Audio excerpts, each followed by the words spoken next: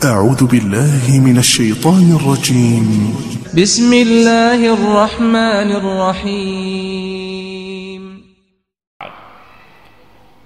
Kemudian Imam Ibnu Katsir menyebutkan sebuah dalil ketika Nabi SAW mendatangi hijrah.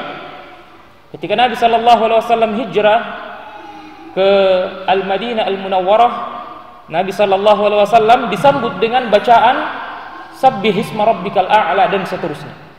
Yang berarti surah ini sudah turun sebelum hijrahnya Nabi sallallahu alaihi wasallam. Kemudian Imam Ibnu Katsir juga menyebutkan beberapa keutamaan dari surah ini. Keutamaan dari surah ini.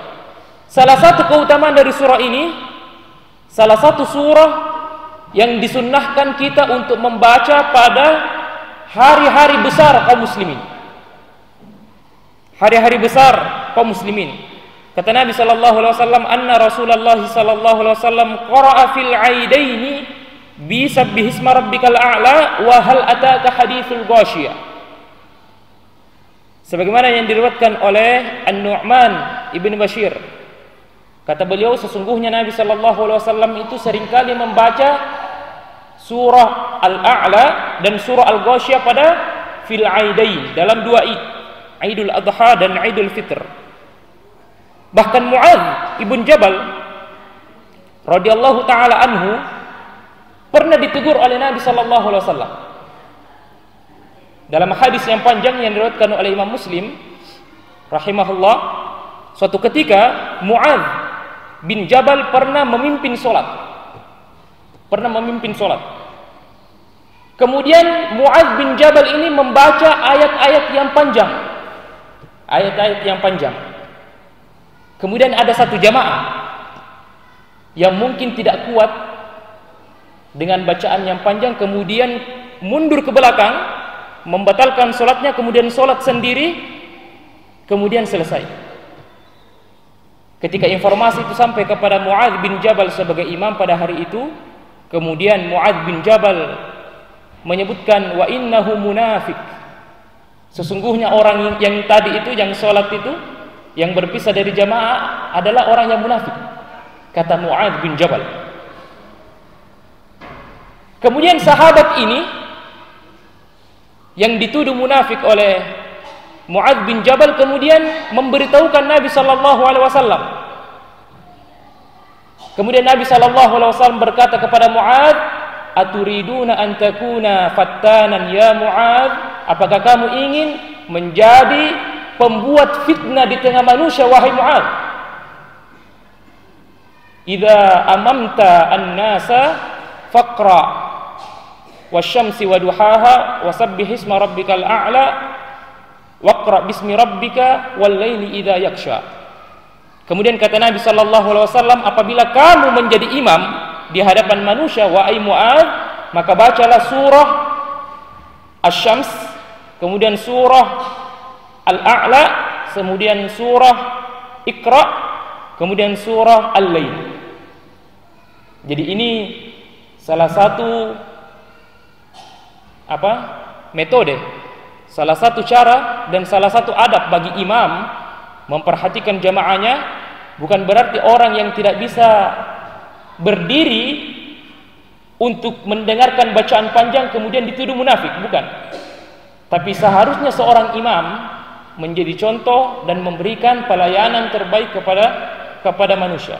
Dan Mu'adz ditegur oleh Nabi sallallahu alaihi wasallam dan diperintahkan untuk membaca surah-surah yang pendek. Surah Al-A'la, surah Al-Ghasyiyah, Al-A'la wal laili wasyamsi dan Iqra bismi rabbikal ladzi khalaq. Jamaah sekalian yang dimuliakan oleh Allah Subhanahu wa taala, ada satu hadis lagi yang disebutkan oleh Imam Ibnu Katsir, anna Rasulullah sallallahu alaihi wasallam kana yaqra'u fil witr sabbihisma rabbikal a'la wa qul ya ayyuhal kafirun wa qul huwallahu ahad.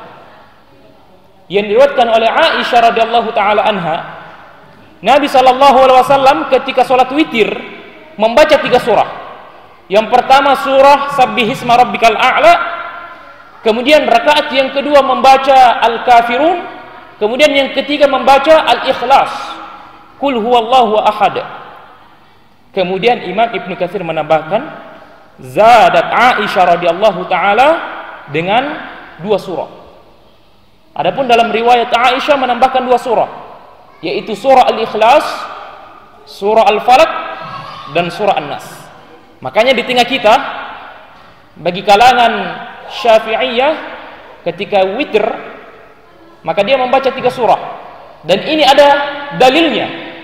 Jangan sampai kita ketika berada di belakang imam yang membaca 3 qul di akhir witir, kemudian kita tidak menganggap tidak memiliki dalil, padahal ada dalilnya. Disebutkan oleh Imam Ibnu Katsir dalam riwayat Aisyah radhiyallahu taala anha.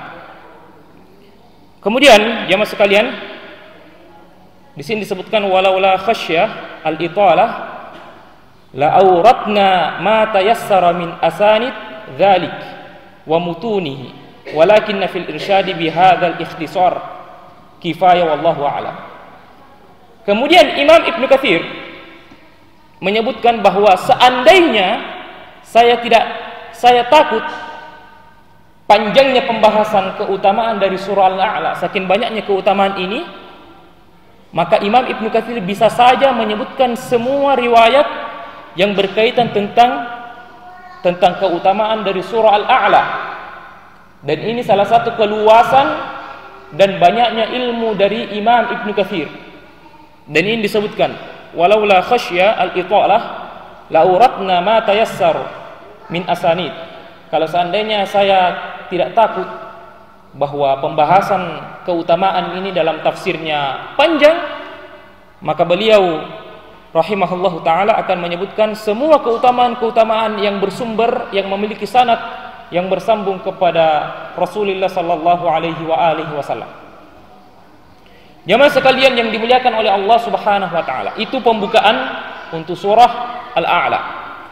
Allah subhanahu wa ta'ala berfirman, Sabbihisma rabbikal a'la alladhi khalaqa fasawwa والذي قدر فهدى والذي أخرج المرعى فجعله غثاء أحوى سنقرئك فلا تنسى إلا ما شاء الله إنه يعلم الجهر وما يخفى.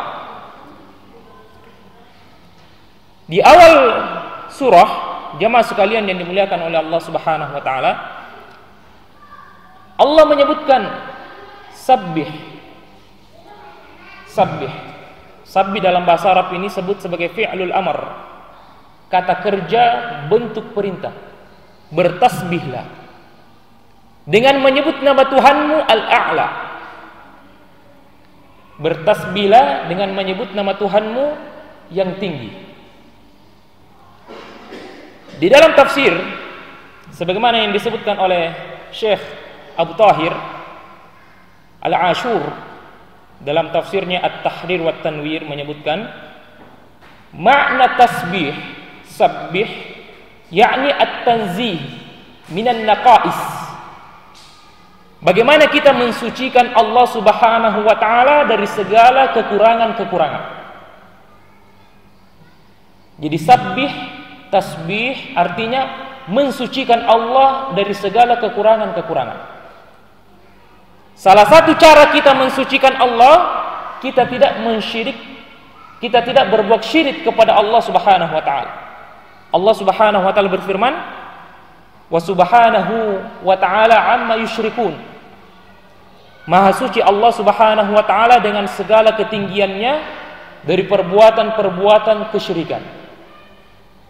Sangat banyak ayat di dalam Al-Qur'an yang menunjukkan tentang kita hendaknya bertasbih kepada Allah Subhanahu wa taala. Dalam Al-Qur'an disebutkan fasubhanallahi hina tumsuna wa hina tusbihun. Orang-orang beriman itu bertasbih kepada Allah Subhanahu wa taala hina tumsuna wa hina tusbihun. Pada waktu sore hari tumsuna wa tusbihun, dan pada waktu pagi hari. Makanya ada zikir pagi dan petang. Dalam surah Al-Jumu'ah disebutkan yusabbihu lillahi ma fis samawati wa ma fil ardi wal malikil quddusil azizil hakim. Orang-orang beriman itu bertasbih kepada Allah Subhanahu wa taala yang memiliki kerajaan, Al-Quddus, yang suci, wal Azizul Hakim, yang maha kuasa, yang maha bijaksana.